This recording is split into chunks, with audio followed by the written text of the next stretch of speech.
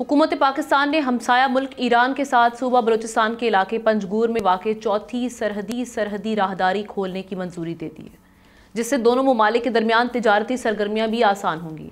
इसके अलावा स्मगलिंग की रोकथाम हो सकेगी और दोनों ममालिक की सरहद के साथ मुकीम लोगों को रोज़गार और कारोबार की जो अपॉर्चुनिटीज़ हैं वो मिलेंगी। दूसरी जानिब पाकिस्तान ने कि जो ईरानी सफ़ीर है उनसे उन्होंने मुलाकात की है। वज़ीर आला बलूचिस्तान और ईरानी सफ़ीर की अहम मुलाकात हुई है इस सिलसिले में, जिसमें बाहमी दिलचस्पी के उमूर पर तबादला ख्याल किया गया। सरफराज बुगटी ने कहा कि उनकी हुकूमत ईरान के साथ दो तरफ़ा तिजारत के हजम को बढ़ाने और मुश्तरका सरहदों पर स्मगलिंग की रोकथाम के लिए पुरज़्म है।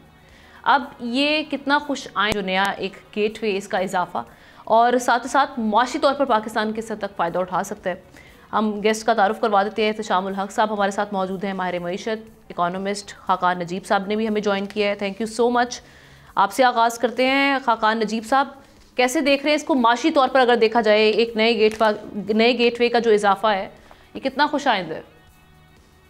देखिए, पाकिस्तान का जो फ्यूचर है वो तो है ही कि पाकिस्तान जो है वो दुनिया के साथ इंगेज करके ट्रेड कर सके। मतलब ये सबसे ज़्यादा इम्पोर्टेंट बात तो समझने की है।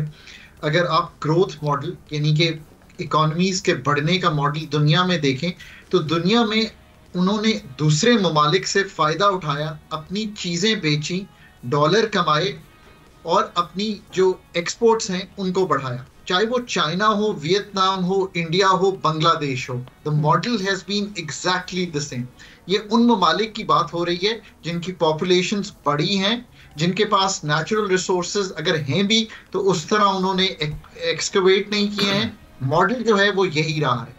इसी तरह एम्प्लॉयमेंट क्रिएट हुई है। अब पाकिस्तान अनफॉर्चुनेटली जो है, आज तक हम ये बात नहीं समझ सके कि हम इंपोर्ट्स को रोकने की बजाय एक्सपोर्ट्स को बढ़ाएं।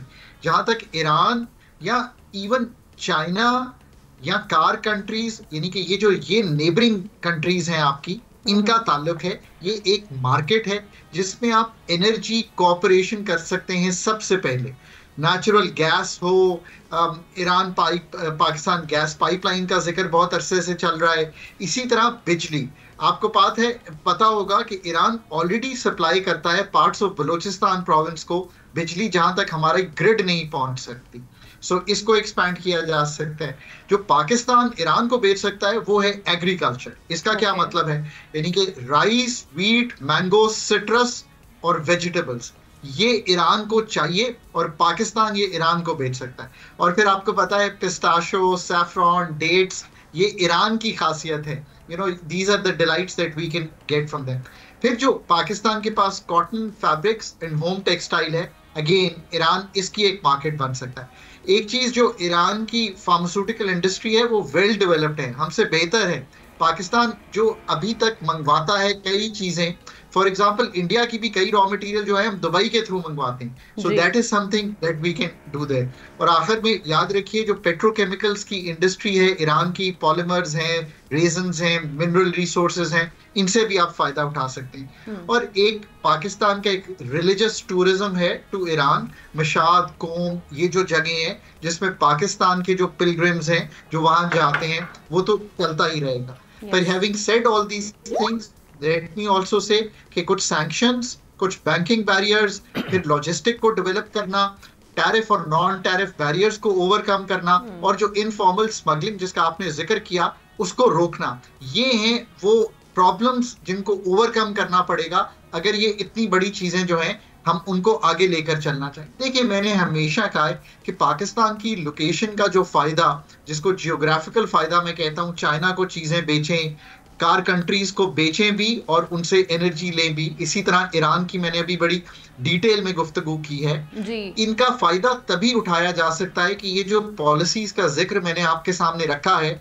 इन पर अमल दरामद किया जा सके और इनको अमली जामा पहनाया जा सके। खाकान साहब, ये $10 बिलियन का रियलिस्टिक नंबर आपको लग रहा है गिवन आवर सर्कमस्टांसेस, जो पाकिस्तान के इस वक्त मौजूदा सूरत हाल है, मईशत की भी और जो बाकी हम देख रहे हैं मामला है? देखिए, जितना आप खोलते जाएंगे इस चीज को उतना ही है कि चाहे वो बार्टर के थ्रू हो। दो एहतशाम साहब ने डिटेल कर दिए, 2-3 मैं और बात कर दूं कि एक तो ये है कि ये बार्टर ट्रेड होती है, सो बैंकिंग चैनल्स की कैसे क्योंकि बैंकिंग चैनल्स एब्सेंट हैं, तो ये एक इशू है जिसको सॉल्व करना है। फिर लॉजिस्टिक्स एंड इंफ्रास्ट्रक्चर जो है उसको भी ठीक करना है।